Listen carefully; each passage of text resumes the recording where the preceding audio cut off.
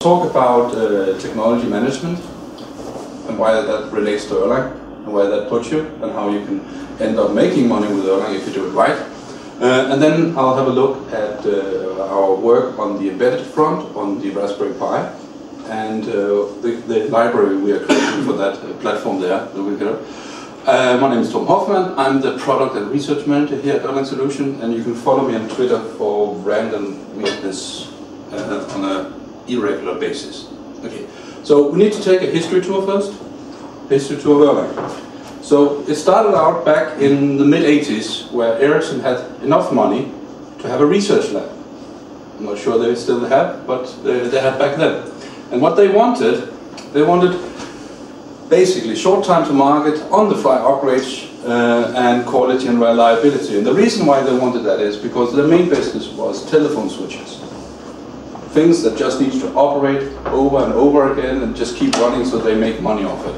And they were also quite long-winded, their development processes at that point. Everybody took years to develop new telephone switches. So then they basically wanted these things, and if you start reading all of the history, they also wanted some other things. But these are the highlight things. But if you translate it a bit, they wanted productivity, they wanted no downtime, and something that always works. Tall order, but that's what they wanted.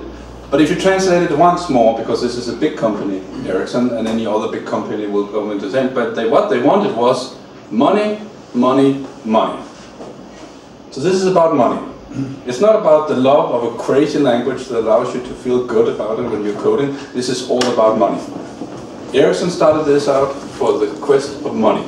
So, and one of the reasons why we then can claim that there's still some money in Erlang, and that's how it's designed, is the semantic gap there. So, and this comes into the difference between having a general purpose programming language and a domain-specific language. So here we have a problem that you need to fill out this void of requirements for a telecom domain. You can go home and you can substitute that for any domain, whatever you want to look at, and say, how does this look and what are the technologies that are relevant here? But let's do it now for telecom and how it relates to Erlang. So what they had in the beginning, they had C, but I'm just going to put C++ and Java in because then I can stamp on them. Yeah. Here, if you want to do this telecom application in C++ and Java, you need to fill out that enormous void there. That's the kind of code you need to write yourself. Because C++ and Java, they don't give you that much.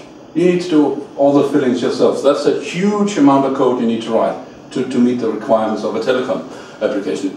Now the way Ericsson then designed Erlang was that it had to have a good fit with the telecom domain. So the gap here, so a smaller semantic gap between what you have in Erlang and what you need to do in telecom, means basically you have to write less code. Less code is money. Sorry, it's all about money. That's the way. But this is actually quite important. There are a number of studies that actually shows this to be true, that you can actually make more, be more productive about this, and that actually turns into money at the end of the day. Now, then, the sweet spot for Erlang, and this is how they created it, Ericsson, was that they didn't want to do graphical user interfaces with Erlang. They didn't want to do drivers. No, they wanted to do the middleware coordination control part. The pain areas of when they're doing stuff. Because they knew that if you try to do everything, you'd probably end up with a disaster. And that's actually one thing where one should have a testimony to go to Bjarne Deck and say, those were wise decisions. That group of people took wise decisions. We don't try to solve all the problems in the world. No, we focus. And that's actually a key thing to know. You focus on something.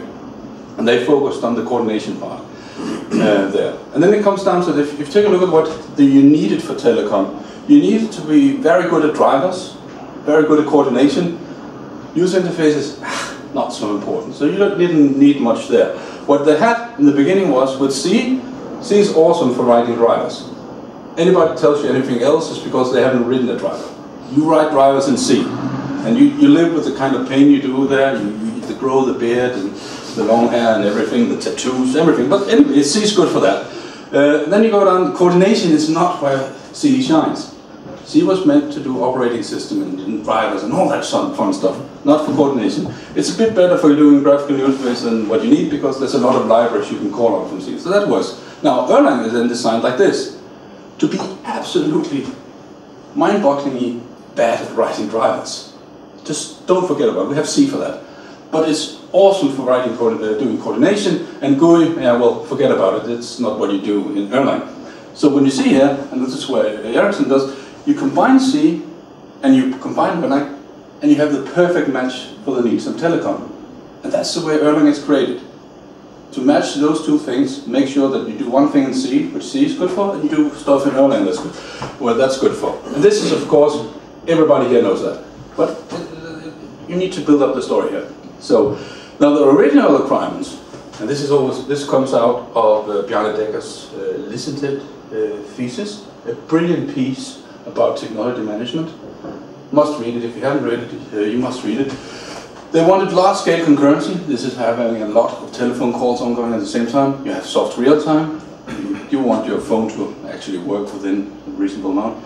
Distributed systems, because telephone switches actually were quite big. You need to interact with hardware, because you can't do everything in software, even if you wanted to. Also, the software systems then tend to be quite big, and that comes into the next thing, where it's complex functionality. Telecom systems, they're just complex. They've studied back in the 90s about feature interaction of different features in telephone switches. The problem has only gone worse since. So this is a complex thing they're trying to do. So that ends up, you need to be able to deal with this. You also have to have continuous operations for many years, because once people had sunk in money to the hardware and everything, they didn't want to go 2 years later and buy a new thing. Because we're talking about a capital investment that was huge. So things that just had to run for years. Then they also wanted to have software maintenance on the fly, and that comes from the fact that if a telephone central goes down, Ericsson was not being paid. They needed to keep the thing up and running. So every time the system was out of order, they didn't get money. And most companies don't like not getting money. That's the money thing again. So they also wanted high quality reliability, also because people tend to expect that when they pick up their phone, it just works there. And then they want fault tolerance, because they realized that when you're dealing with hardware and everything, you needed something that could actually recover from hardware failing and all sorts of other things. Also, programmers, they actually make mistakes, so they needed that built in. Yeah. Then the takeaway here is, these are things that many people, they crave today, which is why Erlang has an uptake in many different domains, because if you have a number of these requirements for your application, Erlang might be a good fit. You still have to evaluate if it's the right fit to solve the job. But if you have a huge match here, you probably have a good system for doing Erlang, or to do with Erlang. Now, simplicity. And this is one of the things that Mike Williams stated it about good engineers. Erlang doesn't need an IDE. You don't need an IDE to program it. It's simple enough to do that. He also uses Mike Williams when he said, how do you find good programmers? If they start talking about they need IDEs, they're probably not a good programmer. You need to be able to do stuff in your text editor. Now, and that's also because, but we all know that IDE actually stands for inspiration, dies, and expansion. And that's what's going on there. So, you've got all these cool features and everything, but what you have to take away, and the only thing you need to take away, is that Erlang equals money if it's done right. There's so many opportunities in this, you have to exploit it, and then that equals money. Yeah. Now, there's a little problem here. Because one thing is that we can sit and have this, and we know that it's good, but getting other people to accept Erlang is a bit of a problem. Because we know that it's the best thing since sliced bread. How come we can't convince everybody to start using Erlang for the things where it's good for? Because there's none of us here in this room that would convince people to use Erlang for something it's not good for, but why can't we just get them to do it for what it's good for? Now, this comes into another thing in this, where I have to do the detour, the big detour, which is about technology adaptation. And you can take these slides, the next segment here, and you can substitute Erlang with whatever, and it's the same problem you're having. Every time you need to introduce a technology, you have the same issue. Every time you need to introduce a new product, a new tool, it's the same product, the same problem. So this is something you can just take away and go home and apply in your daytime job, even if you're not using Erlang. Some of you are lucky enough to use Erlang in your daytime job, but still, something to take away there. Now, this is a model about technology adaptation. It was actually created for how you saw technology uptake in farming in the United States, how willing farmers were to take on new equipment. It also has applicability here in high-tech. So basically the idea is that you have a distribution of people that have different views on how to approach technology. You have the technology enthusiasts out on the left-hand side. These are your geeks. They will love technology. They'll take this one. Sometimes this doesn't work. These people will just, instead of start using it, they will rip it apart. You know the person. That's the technology enthusiast. Then you have the visionaries. That's people like Steve Jobs. They think big thoughts and they want to have a quantum leap ahead of everybody else there. Then they come on to the next part of it. That's pragmatics people. They are people a little more cautious about what they do. They want to see other people using something before they start using it. Then there are the conservatives, which are, yeah, they're a little more difficult to deal with because basically they don't want to use technology, so they will only start using it when everybody else is using it and they can't avoid it. And then out here you have the laggards, people that will never use technology even if they're forced to do it. So those are people we don't want to discuss. So the idea, or in the ideal world, you convince the technology enthusiasts that you have something that's cool, and they'll start running on, yeah, that's cool, I'm broken about it, I can do all these wonderful things. They convince the visionaries, wait a minute, you can take a quantum leap forward in productivity and quality and what have you by using this technology. And the visionaries go, oh yes, I'll do this. Boom. After they've been convinced, you just go on, you deal with the pragmatic people, because now you've got a frame of reference, you can just go on, and eventually you'll end up with the conservatives, and then you've conquered 84% of the market of the world, and you're making a lot of money. If only. It's not that easy. There's a problem. There are actually some cracks, a chasm in this. There's a crack here between, let me just get these on again, between the technology enthusiasts and the visionaries. The crack comes from the fact that if, even how interesting a technology might be, if the visionaries can't see a way to get a quantum leap forward in productivity or quality, they haven't found a good use case for using the technology, they're just not taking the technology. It stays with the technology enthusiasts, and basically it's a bad place to be, because technology enthusiasts, they won't pay for anything. They just want your hardware or your software and rip it apart. Then there's another thing here between pragmatists and conservatives, and that comes down to the fact that a pragmatic person would be okay with actually learning a little bit about the technology in order to use it. The conservatives, they just expect things to work. And that means you have sometimes, in order to cross here, you need to repackage what it is you're doing, not adding more features. Repackage what you have so the conservatives have an easy time adopting a technology. But the big problem, and this is where actually I should be showing a lot of dead companies here and people falling down this chasm, it's between the visionaries and the pragmatics. And that's because the pragmatists, they work on the notion they want a reference before they take decisions. They want to see somebody else, another pragmatic person, using their technology before they start doing it. And that means that having a visionary person that is raving about this quantum leap and everything, no, I don't want to listen to that. I want another down-to-earth person like myself to say this is a good thing. So here you can see we end up having a chicken and egg problem, or catch-22.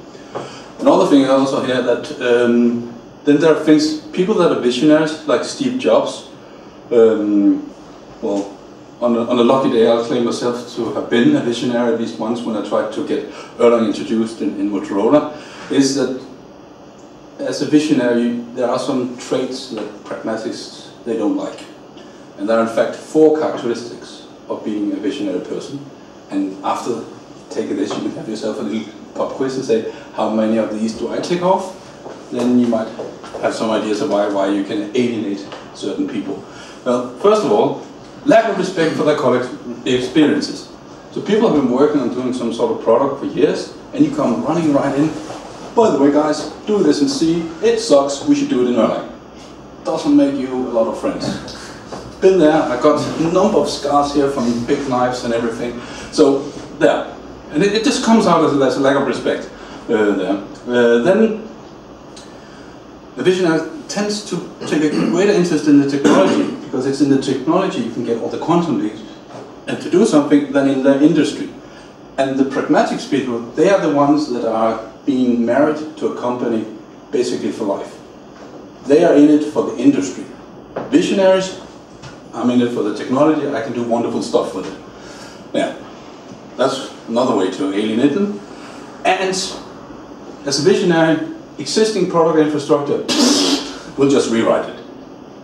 That's also a problem, because the pragmatic people, they know that, wait a minute, I need to have all of this working together afterwards. So if he's rewriting that thing over there, how do I integrate it?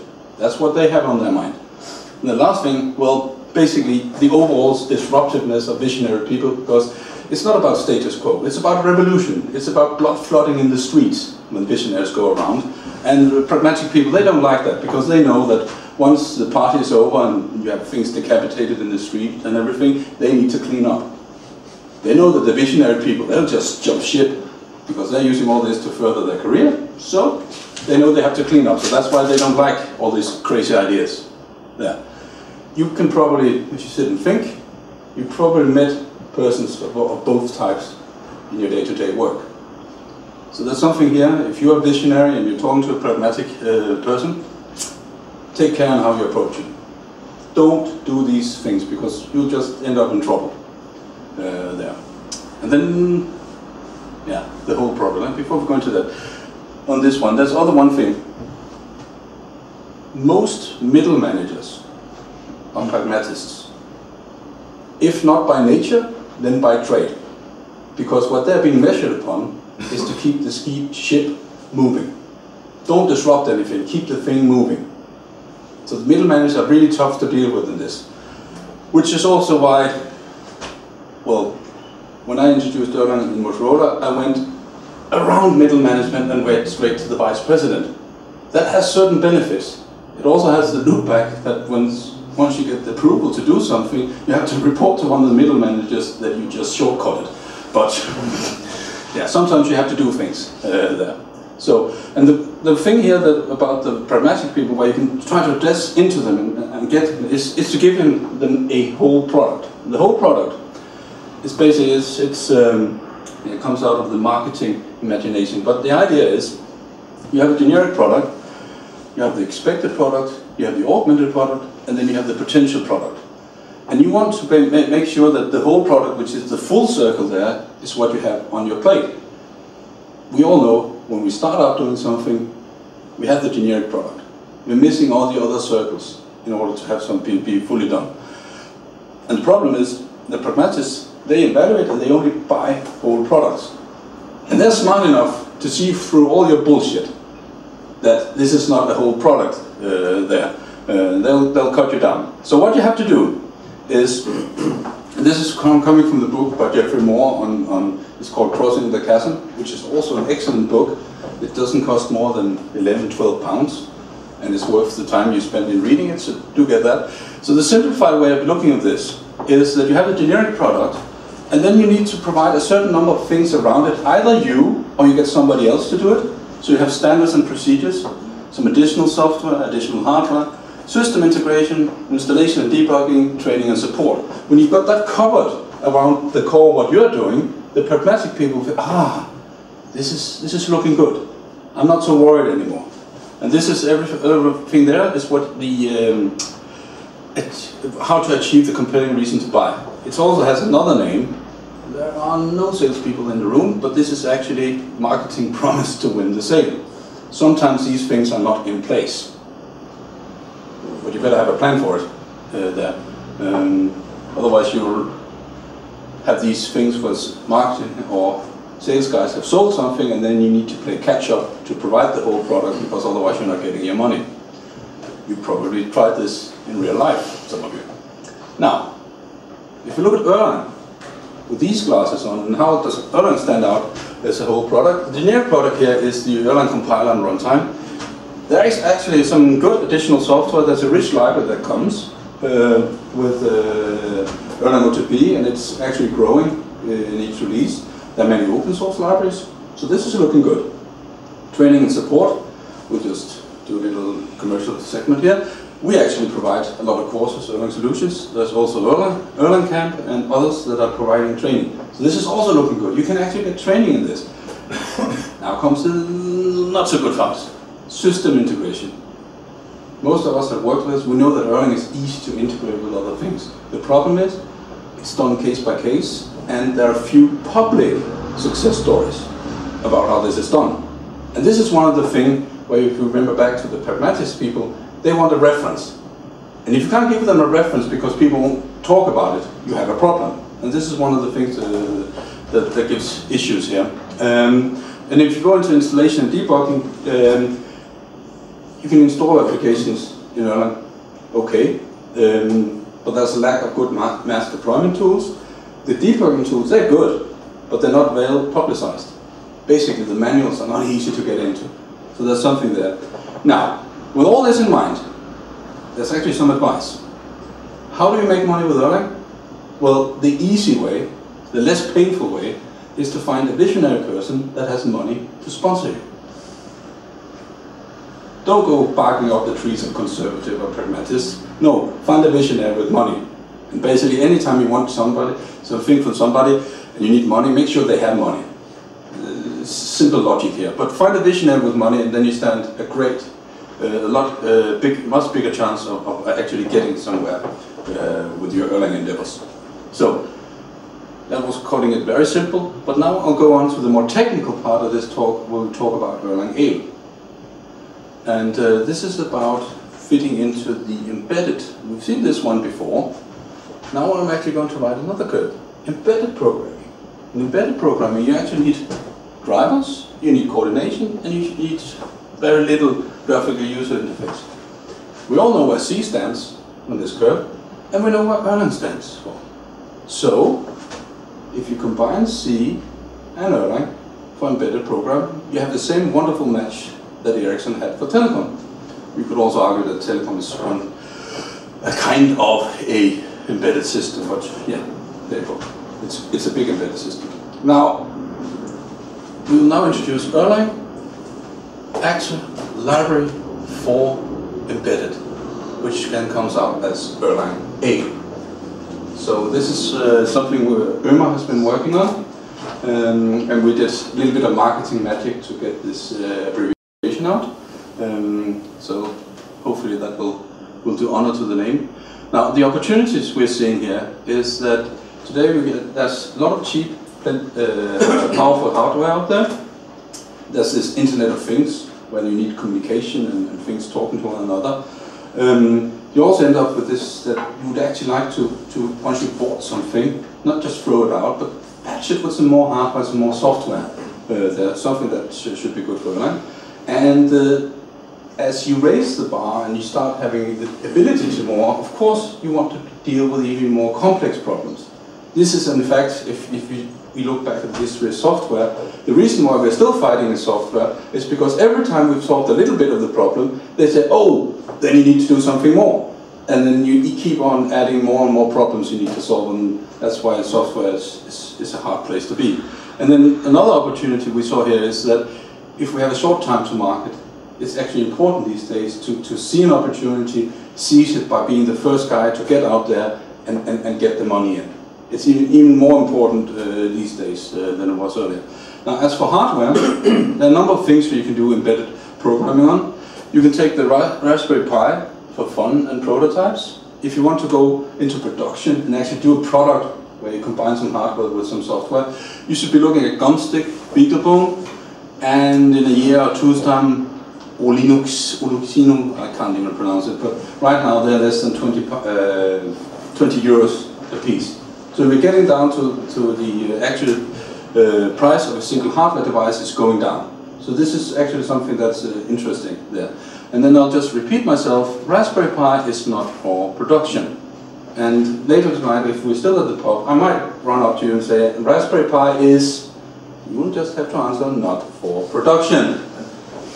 You have people coming in, oh, I want to base my 10,000 or 100,000 device thing on Raspberry Pi, and just go, yeah, can you get 2? No, we can't. Don't use Raspberry Pi for production. Very simple. Ask Ömer how difficult it is to get 30. Yeah, exactly. So, now as for the architecture of this thing, we have hardware at the bottom. Then we need a driver to talk to the hardware. Nothing has changed over the last many years. Then we need, and this is what we're doing, is we need an interface to some part of the hardware, an interface process, and then the user process has to use this library. And the way this is done is that we use Erlang up in the top part, we use C, where it's supposed to be used, for the driver. That's where it's supposed to be used. And what we provide in Erlang Ale is the interface process to a specific hardware protocol and the driver in C.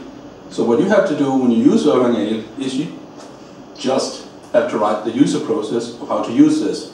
No more fiddling with nasty C stuff. You can stay in Erlang world. And all the pain is taken care of by Ömer and other people here at Erlang Solutions. So that's actually quite a promise to get there. Now the driver part, and now I'll get increasingly down to the lower details of how this is working. Also out of the, well, maybe it's a misconception, but that you actually would like to see how we do these kind of things, even if some of this involves C code. So you can just stop me when you say, no, no, no, no, we don't want to see any of this, but I hope you will stay with me. So we're doing this with a C port driver. We're using a library called Erlang Marshall, which is part of Erlang OTP. And we are using, yeah, I'm going to say the P word, P threads, because we actually need threads at the C level. Yeah. But remember, it's us, Erlang Solution, we take the pain of P threads. You don't have to worry about it. So why don't you use the enif threads? Or is that the nifs? Yeah. You can't do nifs if you need to do interrupts. Okay. That's, yeah. We want, oh, we just do this with nifs. No, you can't do that, because if you're doing an interrupt, you have to have state in. You can't just have all these synchronous calls you're doing with nifs. You need to start something, and you need to wait, and then you have to have the interrupt happening, and then something comes back. I mean, in Erlang, there's enif threads as well, where you can create. Well, I think it translates to P threads. Yeah, we looked at that, but we didn't get that to work. Maybe we can try again. Maybe if you know something, I'm more than willing to take input there. Not that this other thing is too bad, but because it actually works quite well. So. And this is why you really need, if you want to deal with stuff on the interface of writing something in C that talks to Erlang, Erlang Marshall is your friend, because it has all these nice data types. Here you have a function that writes to a GPU, GPIO pin. It takes into Erlang terms. This is what you've got by decoding what you got from sent to you from Erlang here on the C side. And then you just call these two macros here. Let's see if this works. Yeah. Where you convert them into integers, which you need on the C side, and then you call out here GPO write, which is a C library for interacting with the GPO stuff on a Raspberry Pi. It's written by Ömer there, so we don't have to deal with that. And if that fails, then you can see here it's actually quite easy to return a good old tuple in Erlang that the GPIO port write didn't work. Otherwise, you return the OK atom. That's Erlang Marshall. I wish I had known about this and read the full manual before I started using the EI interface, which I used for years.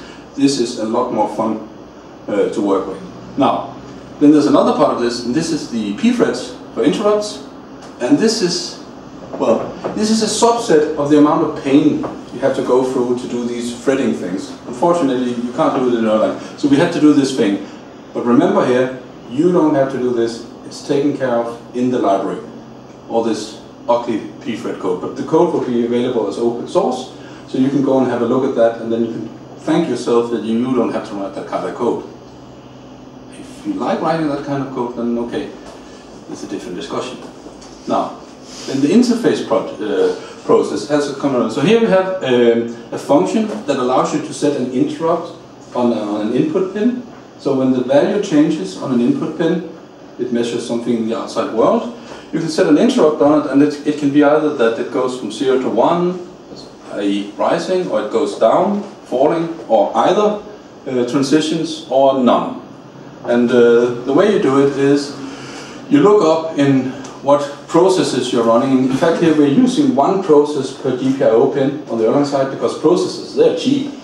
Why make it difficult? No, one process per pin, and we send that a message that I want to set an interrupt with a given condition, and by the way, results from this interrupt triggers, send it back to me here. And then if you come with something that's garbage, you have the wrong condition thing. Yeah. Then you continue down. Now we need to, these things are written as OTP components, so you need to have a handle call thing for this message coming in. And here you have in fact that I don't have an interrupt at this point in time in my state. So I call out, we have a little port library here that tells the C code, set an interrupt with this condition on. And then you have to do a little thing, you can't return a reply, because when you're talking to port drivers, it's over an asynchronous interface. So you're sending a message and you have to wait for the port driver to send you a message back. That's not super optimal to have this inside the handle call. So you have to say that I'm pending, from the caller here is actually pending on a result to come back. And you store that list of people that are missing results from the hardware. You store that in the state here, that I'm pending a result from the hardware. Then you go on, and then in handle info, and this is where you're getting messages from the outside world. This is where the port driver sends a message to this gen server. And it's actually here that you get, this is the data format of port thing. You get data, comma, some message. And what you do is that you call a function here inside the module itself. We're saying on this pin, I'm getting this message in now. And then you do the no reply. Then what happens when you deal with it is you have this from port thing that just makes sure that you get it in as a message into the gen server there. And then you have the handle call again, where I say, now I have a message, a from port message. And in this case, I'm formatting the messages as a port reply, who the reply is to, and the message. So you go in and remove the to person from the pending list, and then you do the gen server reply thing to that person. So he's been standing there waiting for a reply, and you've done a no reply on your handle call, and then when this result comes back from the hardware, you just send him the reply back. So this is an excellent way, and this is the way with gen servers to actually deal with these asynchronous things, because you had to wait for it. And then you just, at the end of this, you just do reply OK, and then go on with the new pending list, because now you don't have that other line waiting for it. Now, we actually have, I'll just find a piece of hardware you can see. So, this is a demo board that Rima has been so kind to create. We'll pass it around in a few seconds, let me just explain. There are a few GPIO pins here. There are two red LEDs here, and there are two buttons. You can actually press them and you get a nice clicking sound. And the idea is that you plug them on top of the Raspberry Pi, and then you can interact with this hardware module there. This week we will get the code released so you can deal with the GPIO pins, and then over the next months we'll have interfaces to deal with all these different kinds of interfaces that you have on the Raspberry Pi. You have an I2C thing, you have a general purpose LEDs there, and you also have some SPI. SPI, yes, exactly. Well, I'm not a hardware guy, so, and it's open source hardware there, so have a look. Be careful, Irma's in the room, so if you destroy hardware while he's watching, I don't know if the world still exists after that. So, anyway, so what we've done is we have these two LEDs there, and I want to use them as a display to display a number between 0 and 3.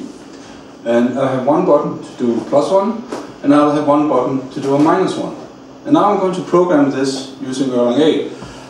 And before we get into this is easier to write in C. Sorry, it is easier. The thing is, you need to get to a higher level of complexity before the benefits of using Erlang kicks in. So this is just to show it. If you have people that are sitting there, I can do this easier in C. Yes, it's correct. But the time you need to do a robot car that roams around your floor doing stuff, or as I want to have a lawnmower thing that roams around in my lawn and takes care of that. It's a level of complexity where you maybe are good to go with the coordination things that Erlang provides. So now we need to initialize this user process. So we have an init function here. So here we're using the GPIO library, and we're starting up a process for each of the two input pins, and that's the two buttons you're seeing there. I've abstracted the actual number of the pins, just for good measure. Then you set interrupts on the two pins, so whenever somebody presses it, it actually turns it into a rising signal. So that's what we're setting up interrupts here, meaning that we will get messages back when somebody presses the buttons. And then we set the two LEDs to be things to signal the ones and the twos in the count between 0 and 3. And then we just initialize data starting at 0. Now we have to react to stuff coming from the hardware, or the interrupts coming. So you need to have a handle info function that deals with, and this is kind of tuples that comes back from Erlang Ale. It says you have a GPIO interrupt, it'll say the pin number, and it'll say the interrupt condition. So here we have the up pin with the rising condition, which means that, and that is okay as long as you are below 3, you're allowed to count upwards. We stop at 3. Yeah? So what you have to do, you have to have another number that's one larger, and then you need to set the counter pins. That's the LEDs, I'll show you that function in a minute. You need to set those pins to whatever on and off they have to be to represent the number. And then you need to do a no reply because this is in handle info. And remember to update the count. Otherwise you'll have a very stale thing going on there. Same thing for the down pin. Again, when that's is pressed, then you can do that as long as you have a positive number, and then you decrement 1, you set the counter pins, and you do a no reply. Now, the set counter pins, yeah, like my LEDs, baby. There you go, the counter pins there. You find out the binary pattern for that number between 0 and 3. You can do that with the binary string, and then you just say, you write to the 1's pin what the value of that should be. That's either 1 or 0, and for the 2's pin, you send it a 1 or a 0, and it's on my blog. You can see it. We actually have had this working with a previous version of the library, and you can see when you're pressing these things, it counts up between 0 and 3. And you can go up and down, and you can do that as long as you feel that it's fun. I did a video that lasted 15 seconds, so there you go. Anyway, so now, all of this is nice, but at some point you get really fed up with trying to deal with doing, and this is for library development, you're trying to write some code in Erlang, and you need to do some C code as well. How do you do that? You have to debug on 2 levels, and you're not getting anything right. You're just making mistakes all over the place. So, and the thing that's happening here, you have a client that goes through the Ale API here.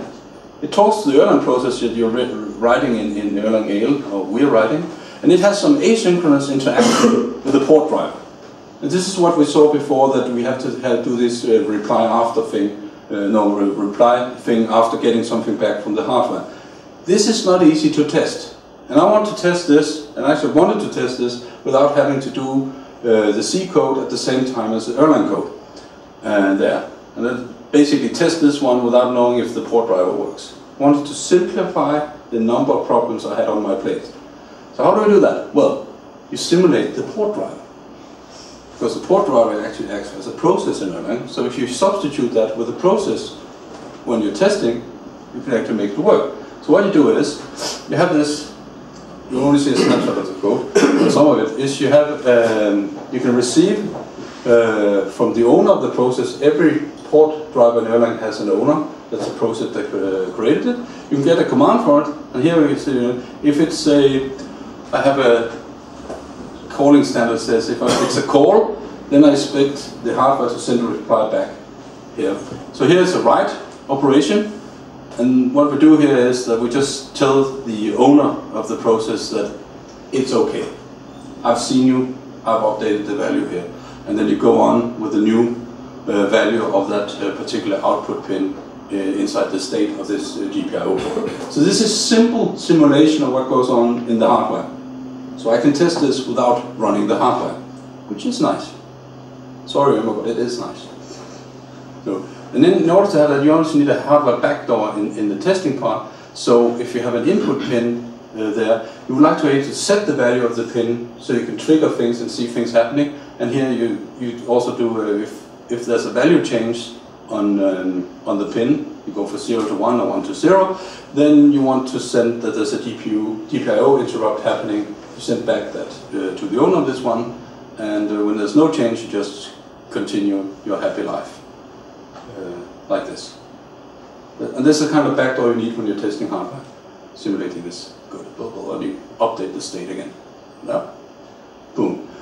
Then, in order for this to work, you need to have your original Erlang code. It needs to be mocked, so it's not calling out and trying when you're running this piece of code on my Mac. I don't have all the libraries of the Raspberry Pi on the Mac. You don't have the hardware. You can't start a port driver. So you need to do some mocking. So what we do here is we take the library where I have these calls down to the port. We mock that using the MEC library. If you haven't tried using the MEC library, today's a good day to start. Or maybe tomorrow, because we should have some beers afterwards. And then for the port, you spawn off this simulator thing we saw on the previous slides. And then you're doing something here where you are setting up here that the context of this port, it needs to know who's owning it. It needs to know that this is the Erlang process, so it knows who to send the results back to. So that's a little bit of wiring you need to do that doesn't come for free, but that's what happens when you're doing mocking here. And then you can actually do an interrupt test case, saying that you say pin 23, probably the wrong pin, you need it initialize it to be an input pin. You figure out what the port pit is from your configuration in your test. Say that it's a rising interrupt, the initial value should be 0. So you set the port's value using the backdoor I showed you just before. Now you're playing with the process. You're changing the value, setting it to 0. Then you set the interrupt, and this is rising there. And now we're just equally waiting for the interrupt to happen in the hardware. We have the trigger value 0 to 1 will trigger this rising pin. We send through the backdoor a message to this port, which will, as you saw earlier, send a message back to us. And then we're just waiting for that interrupt message to come back with the right condition. And then you have a test of the code that's dealing with interrupts without having any hardware running. You're just simulating it. And that means that this code actually ends up working before you have to write the Erlang code, no, the C code. And also another thing is this code, this approach, I gave it over to Cubic because they're trying to do these kind of mocking things for testing things as well. And they've started having some of their guys writing up using their way of mocking. It's a little more complicated because it's in quick check. They couldn't find errors in the code. So this kind of approach allows you to write Erlang code without any errors in it, and then you can focus on the C code afterwards. And I think that's an important lesson to take away from dealing with Erlang and C code. The first time Irma and I tried to do these things, we were trying to make the Erlang code and the C code work at the same time. That's just painful. Like any kind of coding in C tends to be painful there. Then again, yeah. Good. Conclusions? Yeah. If you want to make money, pitch Erlang to visionaries with money. Remember that one. You should expect the resistance from pragmatists. In fact, when I went to the vice president, before I went into that scheduled meeting and everything, my manager took me to one side and he said, Torben, I don't know anything about what it is you're doing. You're doing this on your own. What? No, you're doing this on your own. Okay, fine, I'm okay with that. He just didn't want to know. 2 years later, we meet him in the hallway. Oh, Torben, I'd really like to have you reporting to me again, because this Erlang thing is looking quite good. Yeah, pragmatic people, they will hedge their bets. He's not been working for us for 2 years, so it wasn't here. Yeah, no, it wasn't here. It wasn't. It was in Motorola. Yeah. So we can have more sorry. And we hope to make Erlang embedded. Should be for embedded what Erlang OTP is for telecom. That's at least what we're striving for. Productivity is money. Time to market is money. Simplicity is money. And robustness is also money. So this is the kind of thing. Again, pitch it to visionaries, they want these things, and they would be willing to buy into your arguments here. And then just remember, Erlang is money if you're doing it right. Thank you.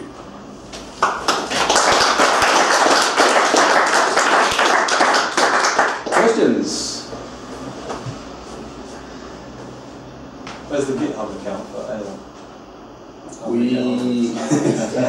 We will get something out this week. We had an incident with some licensing things. So we had to clean up that first on the C library that Irma had created.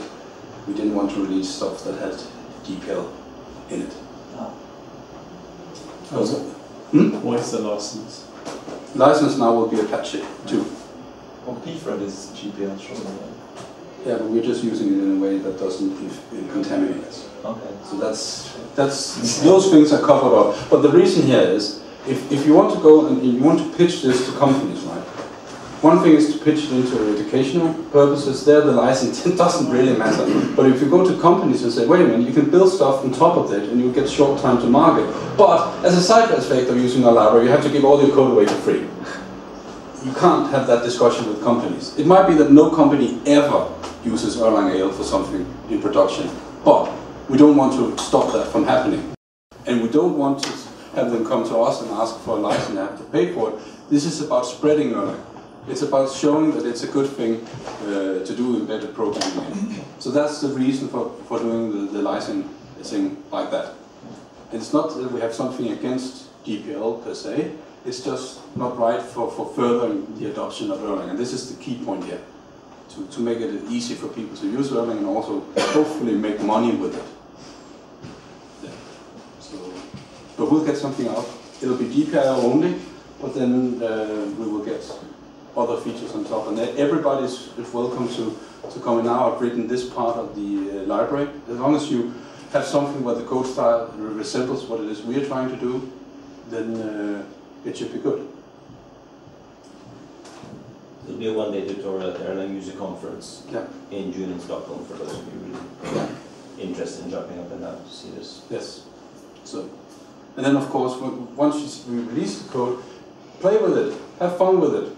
We will also, maybe not the first week, but there'll be schematics, because maybe you don't have the abilities of Irma to write up a little hardware module and get it produced and everything. So you can have these breakout boards that will show you how to put LEDs and buttons on it and everything, so you can do that without having to have that board from Irma. Otherwise you have to be really, really kind to him and pay him a lot of money, and then maybe you can get one of those boards. Just give him Turkish delight. A Turkish delight board, yeah. I hate Turkish delight, so I'm okay for that. Just so. Just putting it out. Yes? How did you persuade the Vice President? How we persuaded him? Yeah. Oh, yeah, that's a good story.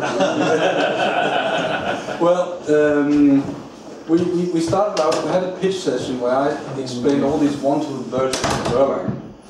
And him being schooled for so many years in being a pragmatist about things, he said, who's using it? Which meant we had a follow-up meeting where we had to explain who was using Erlang at that point in time. But then one of the things in that meeting that actually helped things stay alive was that we brought along Gumstick's board, and he's a hardware engineer. And he's like, give me that. And he took that, and the other managers over there, they're like, okay, we have to look interested in this hardware piece.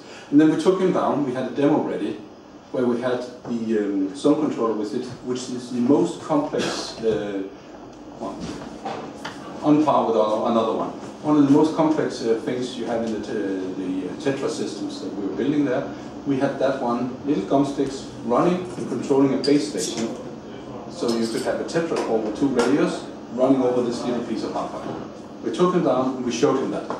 And he was like, And then he was like, oh, and before that, when I was presenting Erlang, he'd been stamping on, he'd taken out all my guts. He was dancing his little tap dance. I don't know if he's Irish or anything, but he had a good time doing that.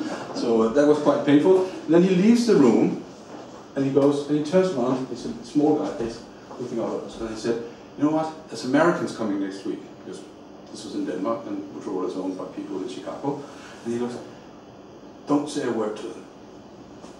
What? So we went from dancing on my intestines and everything to don't tell the Americans. And then what we did was we came back with all these things of this where who's using Erlang today and these things, and this is how we can make this product we know that's on the roadmap that we want to address. And then he says, well, I actually have other people that are doing that product right now.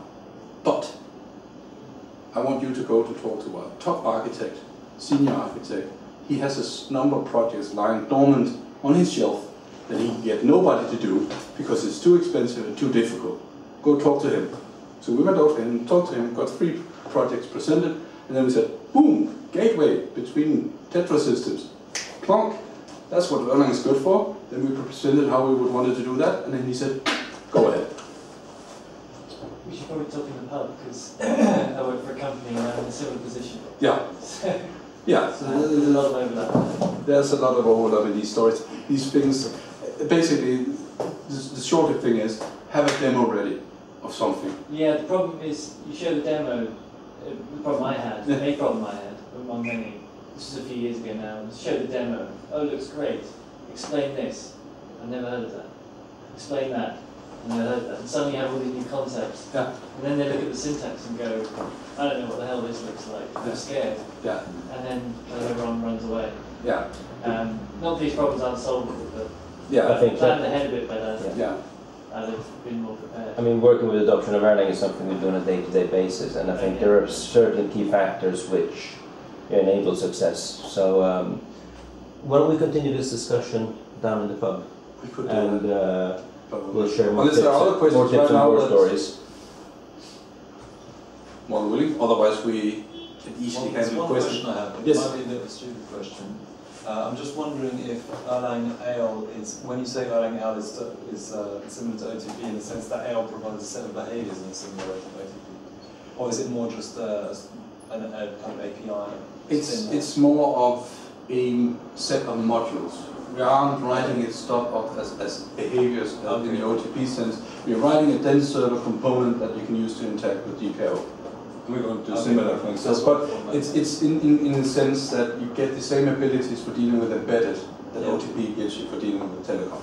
All right, okay. So that's what it's just that these two things together make me think that AL included behaviors. Now, this is marketing. Don't think so much.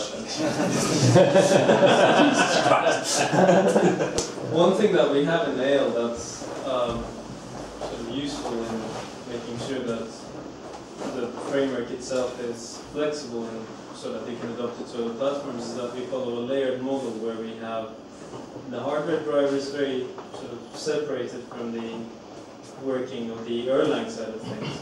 So by implementing a very simple GPIO sort of driver and following the same sort of API convention that we use for our reference platform, the Raspberry Pi, you can then adopt the sort of Erlang side with minimal sort of headaches to, say, a MIPS platform or some other platform that you're using and so on.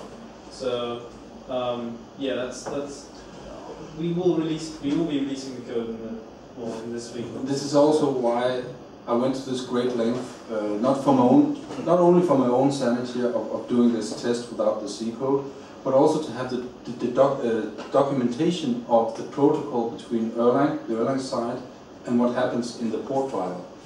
To have that documented as a little test process that you can read and you can see it on one screen is actually a tremendous benefit to understanding how you interact with the port driver. Because the C code is humongous. And that's just the way it is, because you need to deal with all these different... And then having that as documentation for how you interact with the port driver, no. The test process is a lot easier for that. So were you saying that Erlang AL is ideal for something like robotics? Yes. This is where it's going to shine. It's going to operate my lawnmower. And before you run off scared like Irma did, because you've seen this motorized thing running around chopping off the fingers and legs of small children, I'm going to design an electrical one. So if it runs outside my garden, it's not going to kill anybody. So yeah, but that's what the kind of things where the complexity level is high enough in terms of coordination that doesn't make. You could do it in C, but it's just going to be insanely painful. And this is what we want to avoid because we want short time to market. But if you're doing something to carve up between 0 and 3, by all means write that in C. It doesn't make sense. The amount of overhead that's in this one on the Erlang side is tremendous. But horses for courses, and it's about choosing the right tool for the job. And if you want to make money, you need to go to the robotics level anyway. Sure. That kind of complexity, otherwise you're not making money. Well, you need an idiot with money, but they are hard to find. languages robotics use at the moment, typically? Is it all in C? Python. It's real. Well, there are two camps. The first one is the old, hardcore, real-time operating system guys who code in C. They have massive beards. And there's a new Python camp who utilize Python on top of Linux mainly. And they have moustaches. They get moustaches. They have hipster classes. That's They run into problems with real-time most of the time because Python obviously is not real-time. So they still have to rely on C and kernel drivers, etc. for certain things. But they do coordinate the sort of overall operation of their systems with Python. So yeah, you can either go sort of a bare bones, almost bare bones level with RTOSs, or you can just employ Python.